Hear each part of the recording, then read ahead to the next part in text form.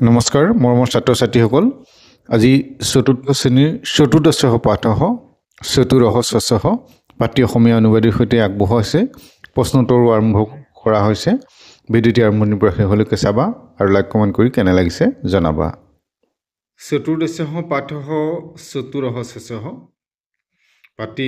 অসমীয়া অনুবাদৰ সৈতে আগত আগবঢ়োৱা হৈছে যি পুনৰবাৰ তোমালোকলৈ আগবঢ়াইছোঁ গতিকে তোমালোকে পাঠটো অসমীয়া অনুবাদৰ সৈতে ভালকৈ চাবা উচ্চাৰণখিনি চাবা একং বনম অস্তি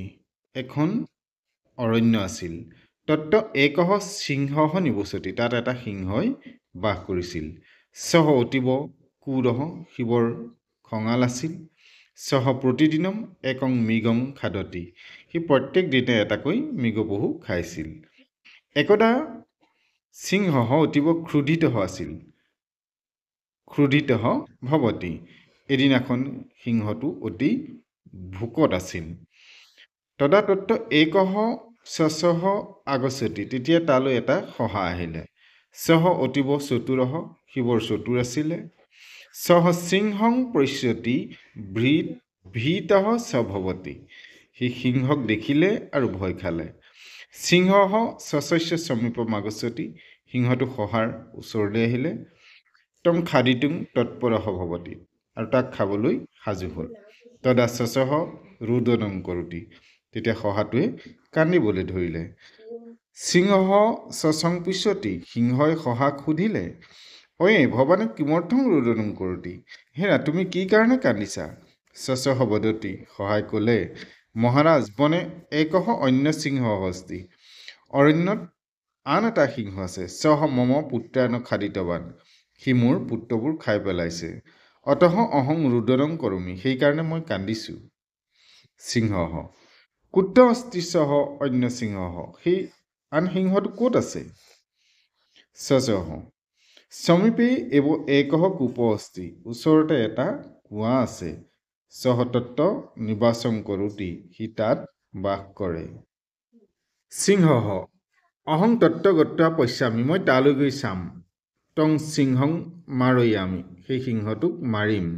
স্বচহ মহাৰাজ আগচ্ছতু অহং তং দৰ্শয়ামি আহক মই আপোনাক তাক দেখুৱাই দিম স্বচহ সিংহং কূপস্য সমীপং নয়তি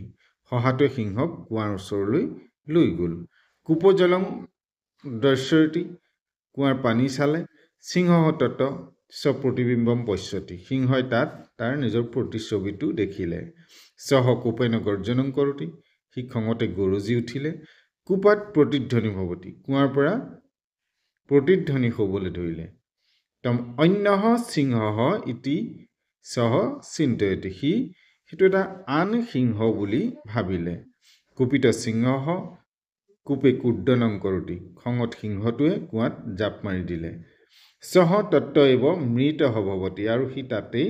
মৰি থাকিলে এবং স্বচহ স্বচাতু য়েন আত্মৰক্ষণম কৰোতি এনেধৰণে সহায় নিজৰ জীৱনটো ৰক্ষা কৰিলে অভ্যাসত আছে এতেচাং প্ৰশ্ননাম উত্তৰ নিলিখতে এই প্ৰশ্নবোৰ উত্তৰ লিখিব লাগে সিংহহ কুত্ৰ নিবসতি সিংহহ বনে নিবসতি সিংহস্য সমীপং কহ আগচ্ছতি সিংহস্য সমীপম স্বচহ আগচ্ছতি সিংহং দৃष्ट्वा স্বচহ কিম কৰোতি সিংহং দৃष्ट्वा স্বচহ ভীতঃ ভৱতি স্বচহ কিমৰ্থম ৰুদনং কৰোতি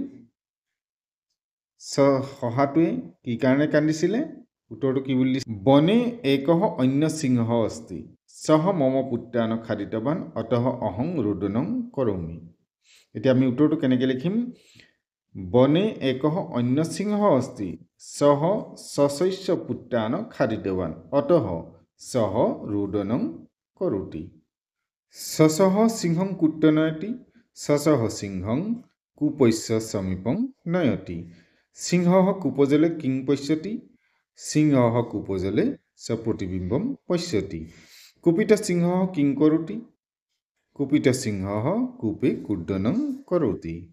2 নম্বৰতে খালী ঠাই দিয়া আছে গতিকে খালী ঠাইখিনিৰ কাৰণে কোনো চিন্তা কৰিব নালাগে যে পাঠৰ মাজৰ পৰা যিহেতু এটা শব্দ সিংহহ প্ৰতিদিনম একং মৃগং খাদতি ঐ ভৱানে কিমৰ্থম ৰোদনং কৰোতি কুত্তস্তি সহ অন্য সিংহ সমীপে এব একহ কূপহস্তি সিংহ তত্ত্ব নিবাসং কৰোতি এবং সহ সসাতুজ্যেন আত্মৰক্ষণম কৰোতি